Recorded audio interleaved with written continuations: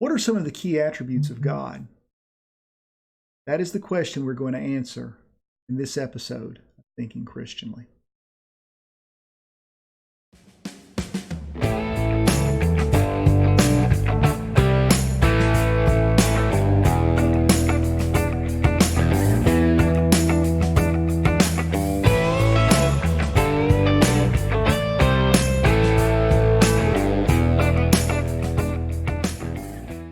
Hello everyone, this is Dr. Todd. And before we get started, let me remind you, if you enjoy watching these videos, don't forget to click the subscribe button below. Also, if you have any questions about this video or requests for future videos, please leave them in the comments section below. Now, on to our topic. What are some of the key attributes of God? Well, first, it's important for me to define what I mean by the term attribute. When speaking of God, I'm defining attribute as a characteristic or quality of God that constitutes God's very being. So an attribute is something within God that makes God God. And there are two major types of attributes that we need to understand. First, there are those attributes which are considered incommunicable. These attributes are those divine qualities with no corresponding attribute in human beings.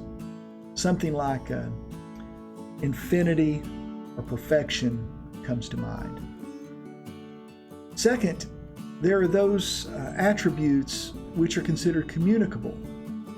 Now, these are the attributes that we as humans can also possess. An attribute like love would be an example of this type of characteristic or attribute. Erickson, in his chapter 9 of Introducing Christian Doctrine, covers several key attributes, but I want to hone in on 8 of them in our talk today. Now, with the exception of a couple, most of these attributes tend to be incommunicable, but there are a couple that you could consider communicable. But I want to provide you with an overall understanding of these main ones. It's really important that we understand these attributes ourselves because they can help us when we deal with counselees. Now, the first attribute is that God is spirit. John 4:24 tells us this. As spirit, God does not possess a physical nature. When we hear that God raised his hand or something like that, we're dealing with what's called an anthropomorphism. And an anthropomorphism is attributing human characteristics to something that is not human. The second attribute is that God is a living God. Even his personal name suggests this. He calls himself the great I am in Exodus 3:15 or 3:14. And this tells us that he is. In other words, he exists or he lives. The third attribute is that God is personal. He has a personality. He is capable of interacting with other personal and social beings. He communes with his people. He spends time with them. The fourth attribute is that he's infinite. He is and always has been. The Bible tells us that in the beginning, God. The fifth attribute is that God is omniscient. Omniscience means that he's all-knowing. He knows everything from beginning to end. That brings us to the sixth attribute, and the sixth attribute is that God is omnipresent. Omnipresence means that he's present everywhere. You can't escape from God. He is all places at all times. The seventh attribute is that God is omnipotent. Omnipotence means that he's all-powerful. He can do anything that is logically possible. His power is not limited. And the eighth attribute is that God is immutable. Immutable means that he doesn't change. He is stable.